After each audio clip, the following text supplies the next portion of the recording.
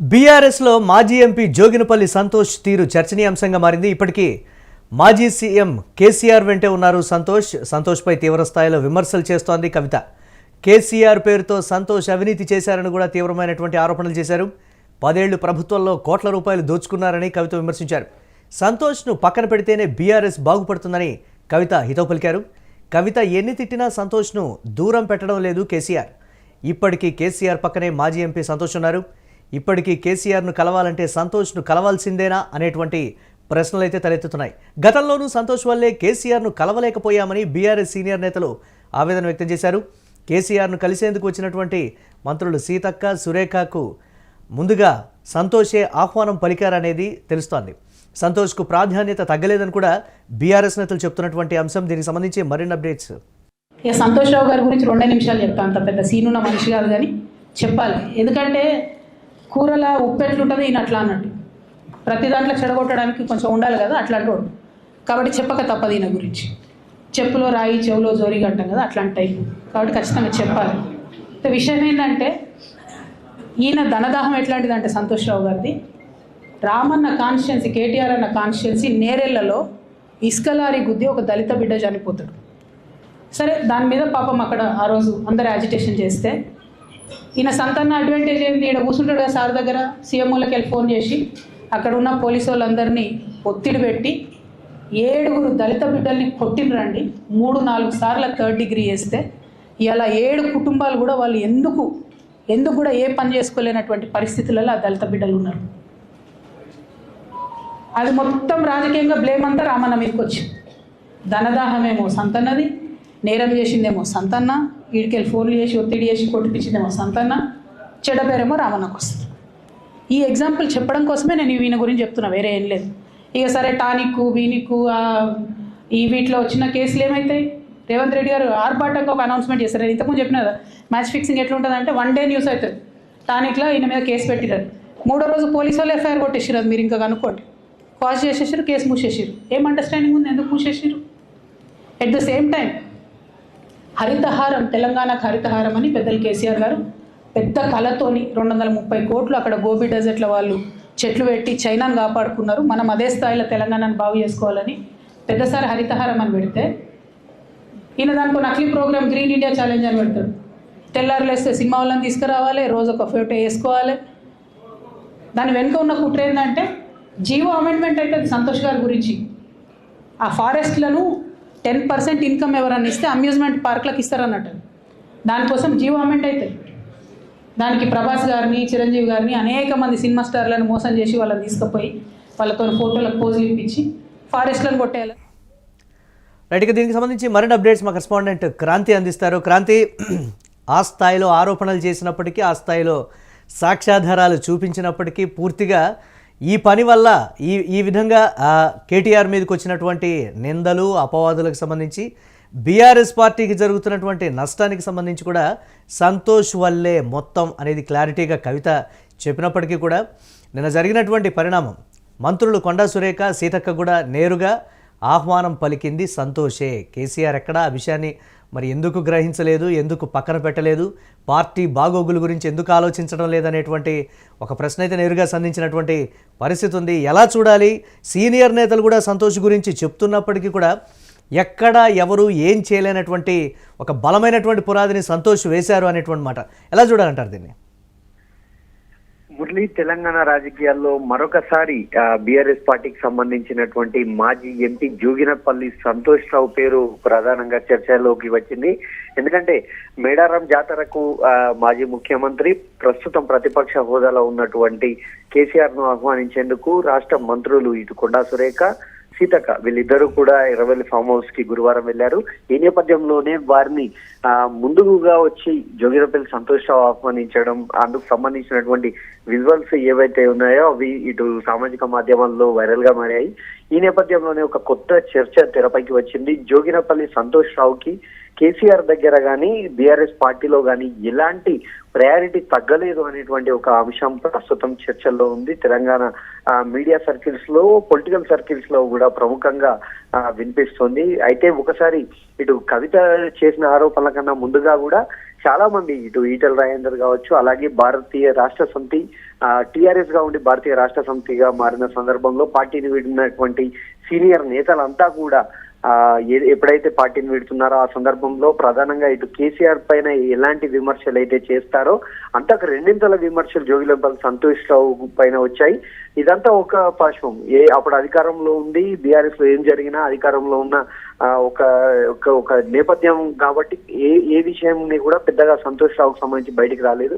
కానీ ఎప్పుడైతే భారతీయ రాష్ట్ర సమితి అధికారాన్ని కోల్పోయిందో తెలంగాణలో, అప్పటి నుండి ఇటు విపక్షాలు అధికార పార్టీకి సంబంధించినటువంటి కాంగ్రెస్ నేతలు కావచ్చు, బీజేపీ నేతలు కావచ్చు, వీళ్ళంతా కూడా సంతోష్ పైన విమర్శలు చేశారు.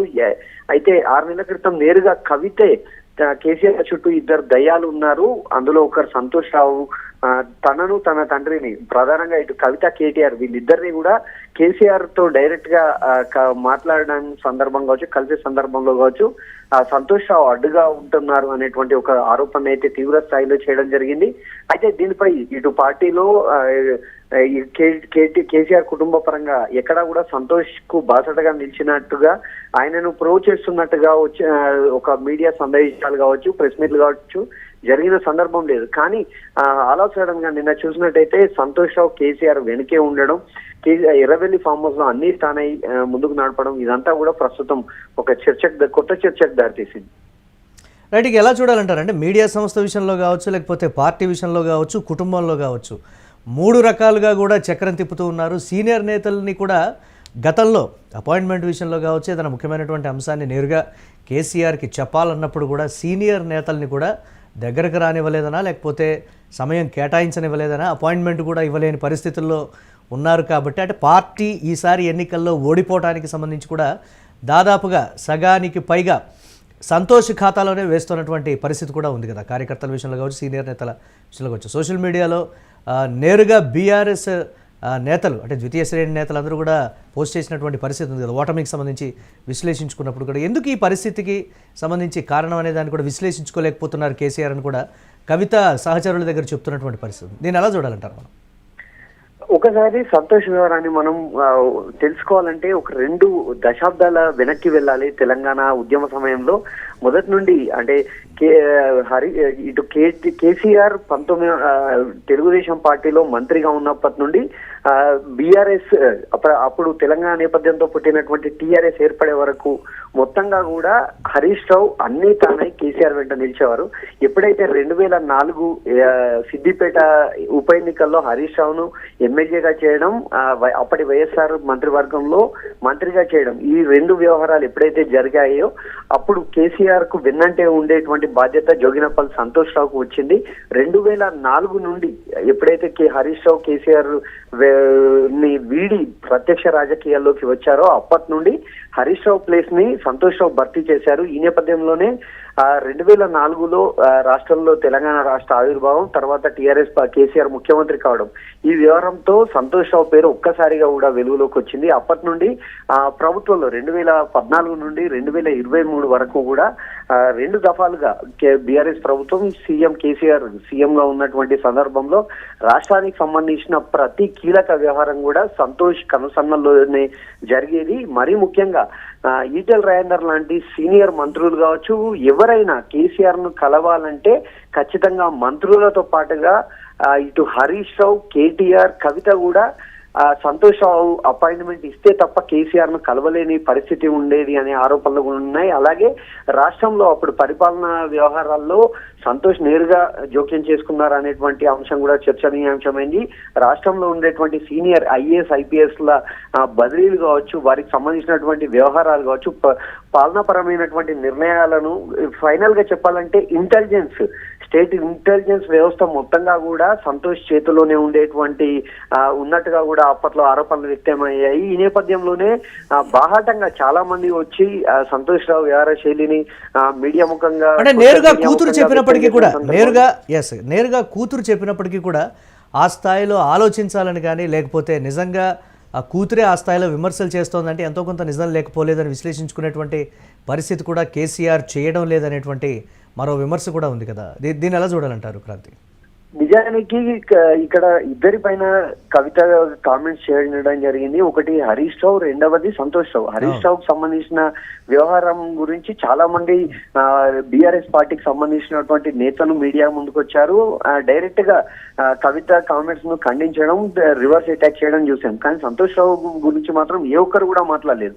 అయినప్పటికీ కూడా ఇక్కడ కేసీఆర్ వెన్నంటే సంతోష్ రావు ఉండడం, ఈ వ్యవహారాన్ని చూస్తే మాత్రం ఒకటి క్లియర్ గా అర్థం అవుతుంది. కేసీఆర్ కు సంబంధించిన అత్యంత కీలకమైన విషయాలు, వ్యవహారాలు అన్ని కూడా ఈవెన్ కేటీఆర్ కవిత కన్నా, హరీష్ రావు కన్నా కూడా సంతోష్ రావుకి ఎక్కువగా తెలిసి ఆ వ్యవహారాలన్నీ చక్కబెట్టడంలో సంతోష్ రావు మాత్రమే దిట్ట అనేటువంటి ఒక ఊహాగానాలు అయితే చక్కర్లు కొడుతున్నాయి. ప్రధానంగా బీఆర్ఎస్ పార్టీకి సంబంధించినటువంటి ప్రధాన మీడియా సంస్థ టీ న్యూస్ వ్యవహారంలో కూడా కావచ్చు. ఎందుకంటే టీ న్యూస్ లో కూడా ఖచ్చితంగా కేటీఆర్ చెప్తే కాని పనులు సంతోష్ రావుకు చెప్తే మాత్రమే అవుతాయి అనేటువంటి వ్యవహారం కూడా ఉంది.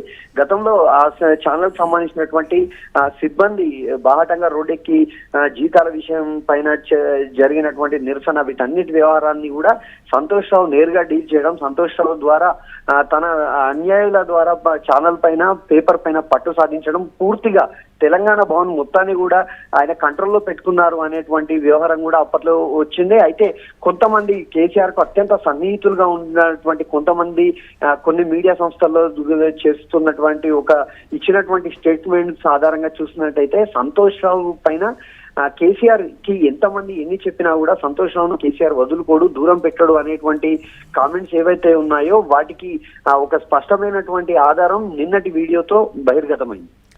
Right, thanks for updates Kranthi. ఇక సంతోష్ రావు విషయంలో పూర్తి స్థాయిలో దీనికి సంబంధించి విశ్లేషణ చేసుకోవాలి కేసీఆర్ అనేటువంటి మాట పార్టీ ఓటమికి సంబంధించి కావచ్చు, లేకపోతే కవిత చేస్తున్నటువంటి విమర్శలకు సంబంధించి కావచ్చు, బీఆర్ఎస్లో చర్చనీయాంశంగా మారినటువంటి పరిస్థితి అయితే ఉంది. మాజీ ఎంపీ జోగినపల్లి సంతోష్ తీరు ఇప్పటికీ మాజీ సీఎం కేసీఆర్ వెంటే సంతోష్ ఉన్నారు. సంతోష్పై తీవ్ర స్థాయిలో కవిత విమర్శలు చేసినటువంటి పరిస్థితి అయితే ఉంది. కేసీఆర్ పేరుతో సంతోష్ అవినీతి చేశారని కూడా ఆరోపించారామే. ఇక 10 ఏళ్లు ప్రభుత్వంలో కోట్ల రూపాయలు దోచుకున్నారని కూడా కవిత తీవ్ర ఆరోపణలు చేశారు. సంతోష్ను పక్కన పెడితేనే బీఆర్ఎస్ బాగుపడుతుందని కేసీఆర్కు కవిత హితవు పలికినటువంటి పరిస్థితి ఉంది. కవిత ఎన్ని తిట్టినా సంతోష్ను కేసీఆర్ ఎందుకు దూరం పెట్టడం లేదనేదే ప్రస్తుతం ప్రధానమైనటువంటి ప్రశ్నగా ఉంది. ఇప్పటికీ కేసీఆర్ పక్కనే మాజీ ఎంపీ సంతోష్ ఉన్నారు. కేసీఆర్ను కలవాలంటే ఇప్పటికీ కూడా సంతోష్ను కలవాల్సిందేనా అనేటువంటి ప్రశ్న అయితే తలెత్తోంది. గతంలోనూ సంతోష్ వల్లే కేసీఆర్ను కలవలేకపోయామని బీఆర్ఎస్ సీనియర్ నేతలు కూడా ఆవేదన వ్యక్తం చేసినటువంటి పరిస్థితి అయితే ఉంది. ఇక కేసీఆర్ను కలిసేందుకు సీతక్క, సురేఖ మంత్రులు వచ్చినప్పుడు కూడా స్వయంగా సంతోషే ఆహ్వానం పలికారు. సంతోష్కు ప్రస్తుతానికి ఎటువంటి ప్రాధాన్యత కూడా తగ్గలేదని కూడా బీఆర్ఎస్ నేతలు చెప్తున్నటువంటి పరిస్థితి ఉంది.